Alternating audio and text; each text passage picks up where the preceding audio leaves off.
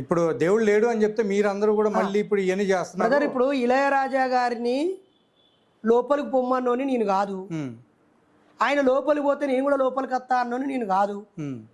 ఇందిరాగాంధీ లాంటి ఒక బ్రాహ్మణ స్త్రీనే ప్రధానమంత్రిగా ఉన్నప్పుడు ఆమె గుడి లోపలికి వస్తూ ఉంటే పూజారులు ఒక గీత గీసి, నువ్వు భర్త చచ్చిపోయిన విధవరాలివి, నువ్వు బ్రాహ్మణి అయి ఉండొచ్చు, కాశ్మీరీ పండితుడి యొక్క బిడ్డవై ఉండొచ్చు, మోతీలాల్ మనవరాలు అయి ఉండొచ్చు, జవహర్లాల్ నెహ్రూ ప్రధానమంత్రి కూతురు అయి ఉండొచ్చు, నువ్వు ప్రధాని అయి ఉండొచ్చు.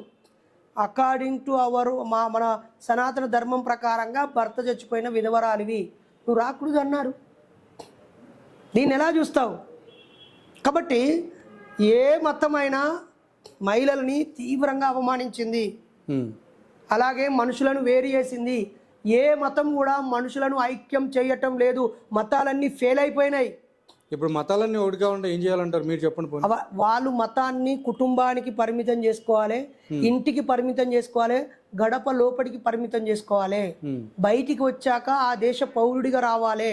కొంతమంది క్రైస్తవులు అందరూ మా క్రైస్తవంలోకి రావాలి అని క్రైస్తవంలోకి అందరినీ తీసుకోవడం వల్ల హిందువులకి కోపం, లేదా వీళ్ళు స్థలాల చోటనో దేవుళ్ళ ఉనికి కోసమో ముస్లింలు మమ్మల్ని ఇంత ఇబ్బంది పెడుతున్నారు అని చెప్పేసి వాళ్ళు జిహాద్ అంటూ క్రూసేడ్లు మత యుద్ధాలు చేయటం, క్రైస్తవుల మధ్య ప్రొటెస్టెంట్ క్యాథలిక్ల మధ్య యుద్ధం చేసుకోవడం, హిందువులలో కూడా అడ్డబొట్టు వాళ్ళు, నిలువుబొట్టు వాళ్ళు, శైవులు, వైష్ణవులు కూడా విపరీతంగా కొట్టుకొని తిట్టుకొని చంపుకున్నవే ఉన్నాయి.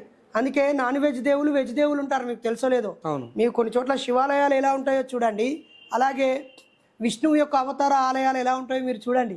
వాళ్ళ మధ్య విపరీతమైన విభేదాలు ఉంటాయి. మొన్న పూజారులు కొట్టుకున్నటువంటి వీడియో మీరందరూ చూడలేదా?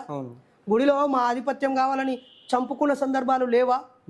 కాబట్టి వీళ్ళందరికీ దేవుడి మీద ప్రేమ ఉండదు, ధర్మం మీద ప్రేమ ఉండదు.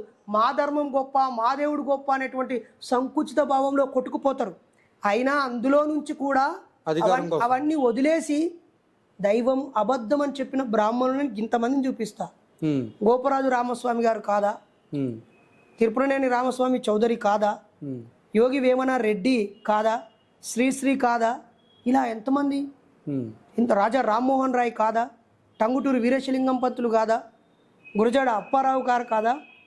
లేకపోతే అక్కడ ఉన్నటువంటి రాజా రామ్మోహన్ రాయ్, గోవింద రనడే, ఈశ్వరచంద్ర విద్యాసాగర్, వీళ్ళందరూ కూడా బ్రాహ్మణులే కదా, సంపన్న కులాల్లో పుట్టి పెరిగిన వాళ్ళే కదా. మరి వీళ్ళెందుకు వ్యతిరేకిస్తున్నారు? బైరి నరేషే కాదు, మీకు యూట్యూబ్ వచ్చో లేకపోతే ఒక ఇన్సిడెంట్ జరిగో అన్ని ఛానల్లో నేను కనిపించడమో